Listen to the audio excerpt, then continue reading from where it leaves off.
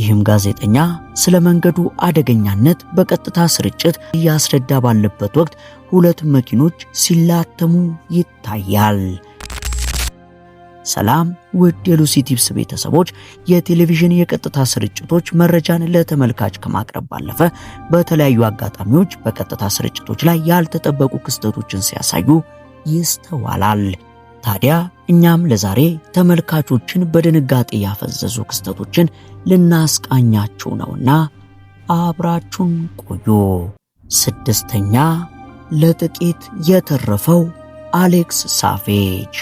በማርች 2016 አሌክስ ሳቬጅ የተባለ የኬቲቪ ዘጋቢ እንደ ወትሮ ሀገር ሰላም ብሎ መደበኛ ስራውን እያከናወነ ሳለ ነበር በአስፓልት መንገድ ዳር ቆሞ ስለ አካባቢው ሁኔታ የቀጥታ ዘገባውን ለአድማጮች ይዘግብ የነበረው። ታዲያ ዘገባው በተረጋጋ ሁኔታ እየሄደ ሳለ በድንገት ግን ነገሮች ተቀያይረው ከካሜራው በስተጀርባ የነበረው የካሜራ ባለሙያ ፊት ላይ ከፍተኛ ድንጋጤና ፍርሃት ተነበበ። በሰዓቱም አንዲት ነጭ መኪና መንገዷን ስታ ከጋዜጠኛው ጀርባ እየተምዘገዘገች ትመጣ ጀመር። ይህን ጊዜም ዘገባ ላይ የነበረው አሌክስ በደመ ነፍስና በካሜራ ድንገተኛ የጮት ማስጠንቀቂያ አቅጣጫውን እንዲቀይር የሆነ ሲሆን በፍጥነት ወደ ቀኝ በኩል በመዝለሉ ወደ እርሱ እየተምዘገዘገች ከነበረችው መኪና አምልጧል። ታዲያ ሁሉም የተጻፈችለት ቀናለችና ይህች ተረፍ የተባለች የጋዜጠኛ ነፍስም በዚህ መልኩ ልትተርፍ ችላለች። አምስተኛ፣ የራያ ፈርናንዴዝ አሳዛኝ ፍጻሜ። በጁን 2025 በብራዚል የ13 ዓመቷ ፈርናንዴዝ ከጓደኞቿ ጋር በሚሪአም ወንዝ ለመዋኘት ሄደች ሲሆን በመዝናናት ላይ ሳሉም ራያ ድንገት ትጠፋለች። ታዲያ ቤተሰቦቿና የአካባቢው ነዋሪዎችም ይህችን በድንገት እንደወጣች የቀረች ነፍስ ለማግኘት ከፍተኛ ፍለጋ ቢያደርጉም ሊያገኟት ግን አልቻሉም ነበር። በማግስቱ ጠዋት ሌኒልዶ ፍሪሶል የተባለ ጋዜጠኛ የፍለጋውን ሂደት ለመዘገብ ወደ ወንዙ ያቀና ሲሆን ወንዙም ምን ያህል አደገኛና አታላይ እንደሆነ ለተመልካቾች ለማስረዳት ፈልጎ በዘገባው መሃል ወደ ወንዙ ገብቶ በማሳየትና በመዘገብ ላይ ሳለ በድንገት የጋዜጠኛው እግር አንድ ለስላሳ ነገር ሲረግጥ ይሰማዋል። ሌኒልዶ በድንጋጤ ጮኸ፣ እናም ዘለለ። ካሜራው እንደበራ እዚዋ ውስጥ የሆነ ነገር ያለ ይመስለኛል፣ የሰው አካል ነክቻለሁ ሲልም ተናገረ።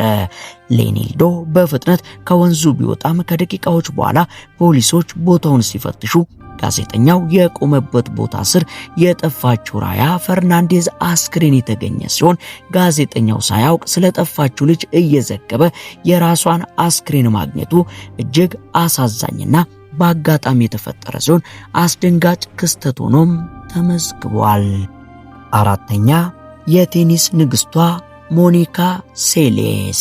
በአውሮፓውያን አቆጣጠር በ1993 የቴኒስ ዓለም በሞኒካ ሴሌስ የበላይነት ተይዞ የነበረ ሲሆን ገና በ19 ዓመቷ 8 ግራንድ ስላም ድሎችን በማግኘት ታላቋን ተጫዋች ስቴፊ ግራፍን በመብለጥ የዓለም ቁጥር 1 ሆና ነበር።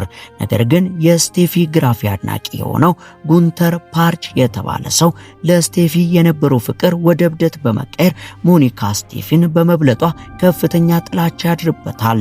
በዚህም ታዲያ ኤፕሪል 30 ቀን 1993 ሞኒካ በጀርመን ሃምቡርግ በሚካሄድ ጨዋታ ላይ ያለች በእረፍት ሰዓት ወንበር ላይ ተቀምጣ ባለችበት በዚህ ጊዜ ጉንተር ከተመልካቾች መሃል ዘሎ በመውጣት የሞኒካን ጀርባ በያዘው ስለት ይወጋታል።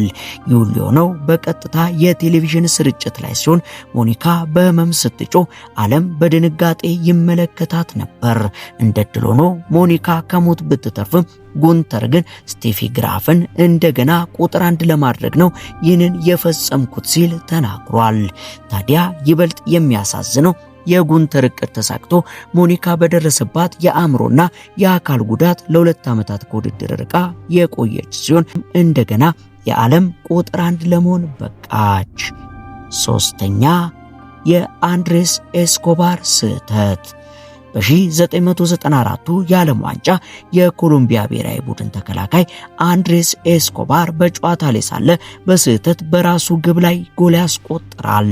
በዚህ ምክንያት ኮሎምቢያ ከውድድሩ ለመሰናበት የተገደደች ሲሆን ታዲያ ይህን ጊዜ አንድሬስ ስለተፈጠሩ ስህተት ሀገሩን ይቅርታ ጠይቆ ወደ ኮሎምቢያ ቢመለስም ነገር ግን ይህ ስህተት በተደራጁ የኮሎምቢያ ወንጀለኞች ዘንድ ከፍተኛ ገንዘብ በውርርድ ስላሳጣቸው ቁጣን ቀስቅሶ ነበርና ከጨዋታው ጥቂት ቀናት በኋላ አንድሬስ በሀገሩ ምሽት ክለብ ውስጥ ተዝናንቶ ሲወጣ አንድ ሰው ሽጉጥ አውጥቶ 6 ጊዜ ይተኩስበታል። በሰዓቱም እያንዳንዱን ጥይት ሲተኩስ ጎል እያለ ይጮህ እንደነበር መረጃዎች ይጠቁማሉ። አንድሬስ ኤስኮባርም ራሱ ላይ ጎል በማስቆጠሩ ምክንያት ሕይወቱን ያጣ ሲሆን የቀብር ስነ ስርዓቱ ላይ ሚሊዮኖች የሚቆጠሩ ኮሎምቢያውያን የተገኙ ሲሆን በክብርም ሸኝተውታል። ይህ ክስተት የስፖርቱ ዓለም አሳዛኝ አጋጣሚ ሆኖም አልፏል። ሁለተኛ፣ የክራውስ ቤተሰብ ሚስጥራዊ መሰወር።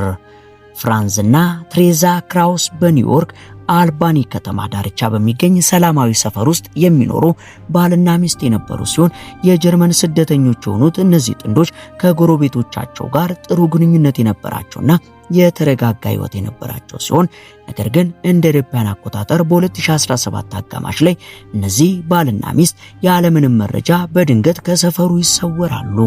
በዚህም ቤታቸው ተዘግቶ ድምጻቸውም ጠፍቶ የቀረ ሲሆን የሚገርመው ነገር ደግሞ ማንም ሰው ለፖሊስ የጠፋ ሰው ሪፖርት አለማድረጉ ነበር። ጓደኞቻቸውና ጎረቤቶቻቸው ጥንዶቹ እድሜያቸው ስለገፋ ምናልባት ጓዛቸውን ጠቅልለው ወደ ሌላ ቦታ ወይንም ወደ ትውልድ ሀገራቸው ሄደው ይሆናል ብለው የገመቱ ሲሆን ከጥንዶቹ መሰወር በኋላ ጎረቤቶቹ አልፎ አልፎ የፍራንዝና ትሬዛን ብቸኛ ልጅ የሆነውን ሎረንን በወላጆቹ ቤት አካባቢ ይታይ የነበረ ሲሆን መጀመሪያ ላይ ግቢውን ለማስተካከልና ደብዳቤዎችን ለመቀበል ብቻ ይመጣ የነበረ ቢሆንም ውሎ አድሮ ግን ሙሉ በሙሉ ወደ ወላጆቹ ቤት መጥቶ ኑሮን ያደርግ ጀመር። ጎረቤቶቹም ስለ ወላጆቹ ሲጠይቁት ወላጆቼ ወደ ጀርመን ተመልሰዋል፣ እኔ ደግሞ ቤቱን እየጠበቅኩ ነው የሚል አሳማኝ መልስ ይሰጣቸውም ስለነበር ይህ ውሸት ለ8 ዓመታት ያህል ሚስጥር ሆኖ እንዲቆይ ሆኗል። ነገር ግን በስተመጨረሻ እውነት መውጣቱ አልቀረምና በጁን 2025 ዓ.ም በማህበራዊ ዋስትና አስተዳደር ወይንም ሶሻል ሴኩሪቲ አድሚኒስትሬሽን ባልና ሚስቱ ለዓመታት በአካል ባይታዩም የማህበራዊ ዋስትና ክፍያ ግን በየወሩ እየወጣላቸው መሆኑን አስተዋለ። ይህ ያልተለመደ ሁኔታ የመንግስት አካላት ወደ ቤቱ ሄደው የደህንነት ማረጋገጫ እንዲያደርጉ ስላስገደዳቸው ወደ ቤቱ ሲሄዱ ሎረንን ያገኙትና ሎረንን ለሌሎች ሰዎች ሲነግራቸው የነበረውን ተመሳሳይ የውሸት ታሪክ ለፖሊሶችም ነገራቸው። ፖሊሶችም ከቦታው ቢሄዱም ውስጣዊ ስሜታቸው ነገሩ ትክክል እንዳልሆነ ስለነገራቸው በቤቱ ላይ ጥልቅ ምርመራ ለማድረግ የፍርድ ቤት ትዕዛዝ አወጡ። ፖሊሶች ተመልሰው መላውን ቤትና የጓሮ አትክልት ቦታ መፈተሽ ጀመሩና ፍለጋው ብዙም ሳይቆይ በጓሮ ውስጥ የተቀበረ የፍራንዝና የትሬዛ አጥንትና ቅሪት ያገኛሉ። የአስክሬን ሁኔታ እንደሚያሳየው ከሆነ ሰዎቹ ከሞቱ ዓመታት የተቆጠረ ሲሆን ለጉዳዩ ሎረን ዋና ተጠርጣሪ ሆኖ ምርመራ ሲደረግበት የወንጀሉ ባለቤት እርሱ ሆኖ ተገኝቷል። አንደኛ፣ የሁቨር አጋጣሚ። በኤፕሪል 10 ቀን 2022 አንድ የዜና ዘጋቢ ሎስ አንጀለስ ስላለው የሁቨር መንገድ እየዘገበ ባለበት ወቅት ዘጋቢው ስለ መንገዱ አስተያየት በመስጠት ላይ ሳለ ይህ መንገድ በከተማው ካሉ መንገዶች ሁሉ እጅግ አደገኛ ነው ብሎ አረፍተ ነገሩን ሳይጨርስ ከኋላው አንድ መኪና በከፍተኛ ፍጥነት መጥቶ ሌላ መኪና ሲገጭ ይታያል። በዚህም አደጋውን ያደረሰው ሰው ምንም ሳይቆም ከቦታው የተሰወረ ሲሆን ዘጋቢው ስለ አደጋው እየተናገረ ያለ አደጋው ከኋላው መከሰቱ ዜናውን በሚያስገርም ሁኔታ እውነት አድርጎታል።